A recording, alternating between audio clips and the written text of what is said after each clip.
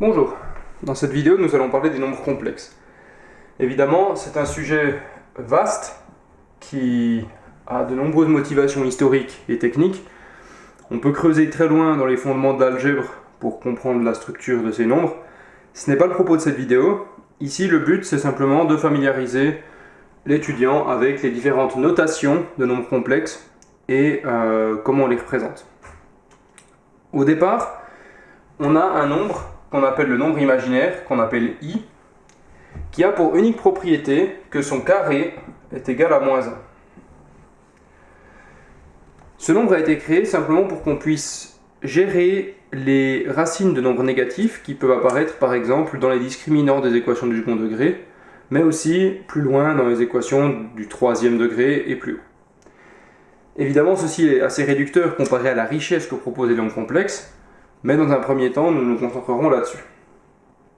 A savoir que tout nombre complexe appartient à un corps algébrique qu'on appelle le corps des nombres complexes et qui se trouve être un corps très vaste puisqu'il contient à lui tout seul l'ensemble de tous les nombres réels plus tous les nombres qui contiennent une partie imaginaire à cause de ce nombre imaginaire. Un nombre complexe en général sera écrit z et on le notera sous sa forme algébrique a plus bi. Ici, il y a deux parties à ce nombre. On parle ici de a comme la partie réelle, et on écrira cela re de z.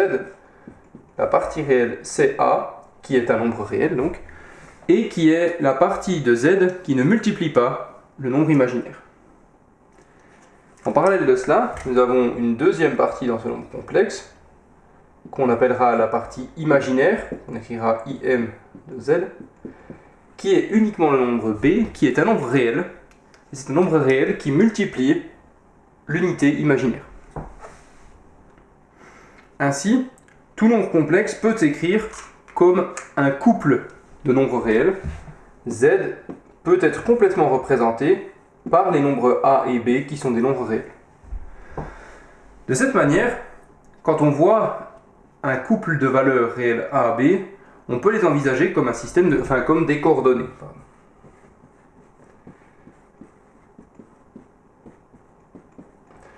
Et donc, pour cela, on peut décrire les nombres complexes dans un plan, qu'on appelle le plan complexe, aussi appelé plan de Gauss, du nom du célèbre mathématicien.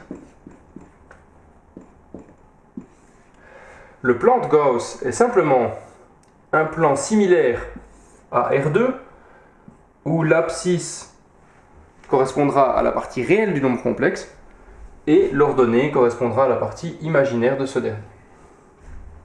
Ainsi, si nous prenons un nombre complexe, par exemple 3 plus 2i, alors nous pourrons le représenter à l'aide du point suivant dans le plan complexe. Nous prendrons pour partie réelle la partie qui ne multiplie pas i, ici, 1, 2, 3. Ceci est la partie réelle du nombre complexe, alors que le 2 est le nombre qui multiplie la partie imaginaire, et donc 1, 2. Nous avons ici la partie imaginaire. Alors, le point correspondant au nombre z se trouvera aux coordonnées 3, 2. Évidemment, on utilise ici un système de coordonnées qu'on qualifiera de cartésienne, dans le sens où on utilise l'abscisse, l'ordonnée, des axes orthogonaux, sur lesquels nous donnons simplement des valeurs. Maintenant, il existe une autre représentation pour qualifier la position d'un point dans le plan, c'est les coordonnées qu'on qualifie de polaires.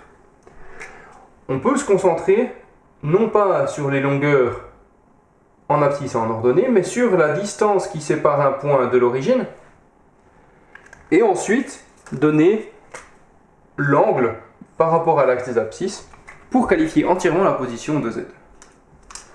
Ici, on parlera du module de z, et on l'écrira comme une valeur absolue. Le module de z, qui est simplement ici la somme des carrés des parties réelles et imaginaires, est simplement la distance métrique entre l'origine et le point correspondant dans le plan. Avec ça, on peut aussi parler de l'argument de z, qui correspond à l'angle. On écrira ici arg z, et il se calcule de la manière suivante. On utilise une arctangente